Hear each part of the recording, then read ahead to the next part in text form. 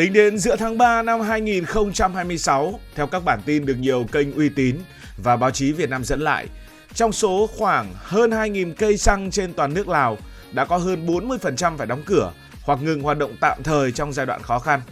Điều đáng chú ý là con số này không chỉ nằm trên giấy tờ mà còn được phóng viên ghi nhận trực tiếp tại hiện trường. Nhiều cây xăng ở thủ đô Viêng Chăn đóng cửa, còn trạm mở thì xếp hàng dài và bán nhỏ giọt. Và thực tế thì giá xăng ở Lào còn cao hơn giá xăng ở Việt Nam. Vậy thì Lào có nhiều cây xăng hay không? Ở Lào có tổng cộng là hơn 2.500 cây xăng, một con số thực ra cũng không hề nhỏ. Nhưng quy mô của hệ thống thì vẫn thua xa Việt Nam, nơi có khoảng 17.000 cho đến 18.000 cây xăng, tức là gấp khoảng 6 đến 7 lần. Tuy nhiên nếu chia theo dân số thì câu chuyện lại cũng khá là khác. Lào hiện có khoảng 7,5 triệu dân, tức là trung bình một cây xăng sẽ phục vụ xấp xỉ khoảng 3.000 người. Trong khi Việt Nam là 100 triệu dân, tương đương một cây xăng sẽ phục vụ khoảng 6.000 người. Nghĩa là xét riêng về mật độ, Lào thậm chí còn dày cây xăng hơn cả Việt Nam. Nhưng điểm mấu chốt nằm ở chất lượng hệ thống chứ không phải là số lượng.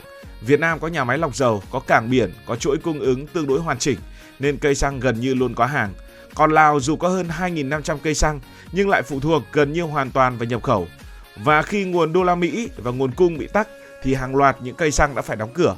Vì vậy con số hơn 2.500 nhìn thì không nhỏ so với quy mô dân số Lào, nhưng trong thực tế nó giống như có nhiều cửa hàng nhưng không có hàng để bán, và đó mới là vấn đề cốt lõi. Trong video này thì chúng ta sẽ nói đến 3 vấn đề. Một là vì sao Lào phải đóng cửa nhiều cây xăng như vậy? Hai là vì sao Lào phải nhập khẩu phần lớn xăng dầu? Và ba là Việt Nam đang giúp Lào bằng cách nào?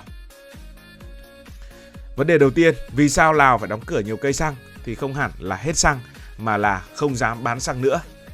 Ở Lào gần như toàn bộ xăng dầu đều phải nhập từ nước ngoài, mà nhập thì phải trả bằng đồng đô la Mỹ, chứ không ai lại nhập bằng tiền kíp cả. Nhưng đúng vào giai đoạn đó, Lào lại thiếu đô la Mỹ trầm trọng, trong túi không có đủ tiền đô để đi mua hàng. Doanh nghiệp muốn nhập xăng cũng không tìm được ngoại tệ hoặc phải mua với giá rất cao. Thế là ngay từ đầu vào đã có vấn đề, nhiều cây xăng nhưng không có hàng để bán nên buộc phải đóng cửa. Nhưng cái đau chưa dừng lại ở đó. Giả sử vẫn nhập xăng về thì lại vướng phải một bài toán khác còn oái oăm hơn. Đó là đồng tiền của Lào, đồng kíp bị mất giá rất là mạnh. Nghĩa là nhập xăng thì rất đắt, nhưng bán ra trong nước thì lại phải bán bằng tiền nội tệ yếu hơn. Thành ra doanh nghiệp rơi vào cảnh rất là khó xử. Mỗi một lít xăng bán ra, lỗ là tiền lỗ thật, không phải là lỗ ít mà là lỗ thấy nhiều, lỗ thấy rõ luôn. Càng bán nhiều thì càng lỗ nặng. Lúc này mở cây xăng không còn là kinh doanh nữa, mà giống như mỗi ngày mở cửa là phải tự móc tiền túi của mình ra mà đốt. Vì vậy họ chọn cách sống sót, đó là đóng cửa, hoặc nếu có mở cửa thì cũng bán nhỏ giọt mà thôi. Vấn đề thứ hai, vì sao Lào phải nhập rất nhiều xăng dầu? Thì có một thực tế là gần như mọi giọt xăng đổ vào các xe ở Lào đều là đi mua từ bên ngoài. Các ước tính phổ biến cho thấy Lào phải nhập khẩu khoảng 90% đến gần như 100% nhu cầu xăng dầu. Tức là nếu một ngày nào đó việc nhập khẩu bị gián đoạn thì gần như cả nước sẽ không có nhiên liệu để vận hành. Đây không phải là sự phụ thuộc đơn lẻ mà gần như là phụ thuộc tuyệt đối. Tại sao lại như vậy? Bởi vì trước hết, Lào không phải là quốc gia dầu mỏ. Trữ lượng dầu khí gần như không đáng kể, không đủ để khai thác quy mô lớn như các nước Trung Đông hay thậm chí là Việt Nam. Họ đã có dấu hiệu có dầu khí, có thăm dò nhưng chưa phát hiện trữ lượng đủ lớn để khai thác quy mô công nghiệp như các nước khác. Vì vậy trên thực tế, Lào vẫn được xem là quốc gia không có ngành dầu khí thực sự, và đó là lý do họ phải nhập khẩu gần như toàn bộ xăng dầu. Và Lào có phải là nước duy nhất trong khu vực không có mỏ dầu hay không? Thì gần như là như vậy. Ở Đông Nam Á hầu hết các nước đều có dầu khí ở một mức độ nào đó. Việt Nam có mỏ dầu ngoài khơi như là mỏ Bạch Hổ và rất nhiều mỏ dầu khác. Malaysia và Indonesia là những ông lớn của ngành dầu khí. Brunei gần như sống nhờ dầu khí. Thái Lan có khai thác ngoài khơi và Myanmar cũng có cả dầu và khí. Trong khi đó, Lào và một phần Campuchia là những trường hợp lép vế hơn. Campuchia từng có mỏ dầu ngoài khơi nhưng khai thác rất hạn chế và gặp nhiều khó khăn. Còn Lào thì chủ yếu vẫn đang ở mức tiềm năng thăm dò, chứ chưa tìm được một giọt dầu nào mà sử dụng cả. Nhưng kể cả có dầu thô thì cũng chưa đủ, vì muốn dùng thì phải có nhà máy lọc dầu để biến dầu thô thành xăng hay là dầu diesel. Và đây là điểm yếu kế tiếp của Lào. Lào gần như không có hệ thống lọc dầu đủ lớn để tự chủ, nghĩa là họ không chỉ thiếu nguyên liệu mà còn thiếu cả công cụ để chế biến cái nguyên liệu đó. Thành ra cách duy nhất là nhập khẩu xăng dầu thành phẩm từ bên ngoài.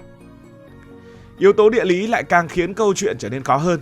Lào là quốc gia duy nhất trong khu vực Đông Nam Á không giáp biển, tức là không có cảng và không làm cách nào cho tàu dầu cập bến trực tiếp.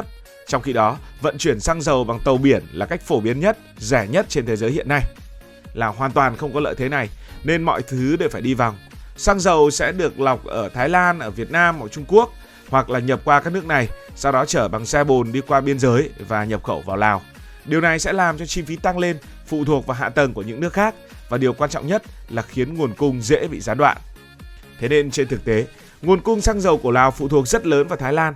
Đây có thể xem là nguồn sống chính của Lào. Phía Tây của Lào giáp Thái Lan với đường biên giới dài, địa hình thuận lợi, đường xá kết nối khá tốt. Xăng dầu từ các nhà máy lọc dầu của Thái Lan có thể chở thẳng bằng xe bồn sang Lào, nhanh, đơn giản và ít khâu trung gian. Mà Thái Lan lại là một trong những nước có hệ thống lọc dầu mạnh nhất ở Đông Nam Á và Lào trở thành khách hàng rất tự nhiên, gần, dễ vận chuyển, chi phí thấp. Vì vậy theo nhiều thống kê, có thời điểm Thái Lan cung cấp tới hơn 90% xăng dầu cho Lào, gần như là chi phối toàn bộ nguồn cung của Lào. Nhưng dù đến từ đâu thì bản chất vẫn không đổi, toàn bộ hệ thống năng lượng xăng dầu của Lào phụ thuộc vào bên ngoài. Và chính sự phụ thuộc gần như 100% này tạo ra một hệ quả thấy rất rõ ràng. Thứ nhất là phụ thuộc vào ngoại tệ, cụ thể là đô la Mỹ. Không có đô la Mỹ thì không thể nhập xăng, đơn giản là bởi giao dịch quốc tế thì không dùng đồng tiền kíp, đồng nội tệ của Lào. Điều này khiến xăng dầu không còn là câu chuyện có tiền là mua được mà phải dùng đúng loại tiền, cụ thể đây là loại tiền đô la Mỹ thì mới mua được. Tiếp nữa đó là khó khăn, cực kỳ nhạy cảm với biến động kinh tế. Chỉ cần đồng nội tệ mất giá hoặc nguồn đô la Mỹ bị thiếu hụt là giá nhập khẩu lập tức tăng vọt và doanh nghiệp không thể xoay sở, giống như trường hợp mà chúng ta đã kể ở bên trên. Hiểu đơn giản thế này, nếu một quốc gia có mỏ dầu và nhà máy lọc dầu thì giống như có bếp ở trong nhà, thích nấu ăn lúc nào cũng được. Nấu ít hay là nấu nhiều, thiếu thì mua thêm ở bên ngoài, mua thêm một chút thôi. Còn Lào thì giống như một gia đình không có bếp, ngày nào cũng phải đi mua đồ ăn từ những cửa hàng ở bên ngoài. Bình thường thì không sao, nhưng chỉ cần hết tiền hoặc hàng xóm, cửa hàng họ không bán nữa là lập tức không có gì để ăn. Và đó chính là lý do vì sao chỉ cần một trục trặc về tiền tệ hay nhập khẩu thì cả hệ thống xăng dầu của Lào có thể sẽ chao đảo ngay lập tức. Cuối cùng thì Việt Nam đang giúp Lào bằng cách nào? Trong cái bối cảnh khó khăn về xăng dầu vừa rồi của Lào thì Việt Nam đã tham gia hỗ trợ Lào cả trước mắt và dài hạn. Trước mắt đó là cung cấp nhiên liệu trực tiếp. Theo các thông tin được báo chí quốc tế đăng tải thì Việt Nam đã cam kết cung cấp khoảng 50 triệu lít xăng dầu để bù vào phần thiếu hụt khi nguồn từ Thái Lan đã bị giảm mạnh vào nước Lào. Không chỉ dừng lại ở việc bán xăng, Việt Nam còn mở ra một hướng đi cực kỳ quan trọng, cho phép Lào trung chuyển xăng dầu từ các nước khác qua lãnh thổ Việt Nam. Với một quốc gia không có biển như Lào, đây gần như là một cửa thoát hiểm cực kỳ quan trọng. Nhờ đó, Lào không còn phụ thuộc quá nhiều vào một nguồn duy nhất, đó là Thái Lan, mà có thể linh hoạt nhập từ nhiều nơi hơn thông qua hệ thống vận chuyển của Việt Nam. Nói đơn giản, Việt Nam trở thành một cửa ngõ năng lượng, giúp Lào duy trì dòng chảy nhiên liệu. Về lâu về dài, hai bên còn tính đến những bước đi mang tính chiến lược. Việt Nam có thể mua thêm điện từ Lào để giúp nước này có thêm nguồn thu ngoại tệ. Tương lai thì lên kế hoạch xây dựng những cái kho chứa xăng dầu, đường ống và hạ tầng năng lượng dọc biên giới nhằm giảm chi phí vận chuyển. Thế là cũng giúp Lào thêm một lần nữa rồi. Cùng với đó là những dự án kết nối lớn như là cao tốc và đường sắt ra biển, giúp Lào có lối ra biển ổn định ở trong tương lai. Như vậy chúng ta thấy Việt Nam không chỉ bán xăng cho Lào mà còn đang giúp theo nhiều cách. Ngắn hạn là bơm xăng để giải cứu, trung hạn là mở đường để nhập khẩu, còn dài hạn là giúp xây dựng hệ thống để Lào bớt sự phụ thuộc. Thế mới thấy trong lúc khó khăn thì lúc nào Việt Nam cũng hỗ trợ Lào một cách tối đa. Cảm ơn vì đã quan tâm theo dõi câu chuyện này. Và nếu thú vị thì nút like luôn sẵn có, nút đăng ký kênh cũng luôn sẵn có. Like và đăng ký kênh sẽ giúp các bạn thấy những video này được đề xuất nhiều hơn và ổn định hơn. Còn bây giờ hẹn gặp lại ở những video kế tiếp. Cảm ơn các bạn đã dành sự đồng hành cùng Hải Thanh Story. Đi qua những vùng đất, khám phá những điều mới.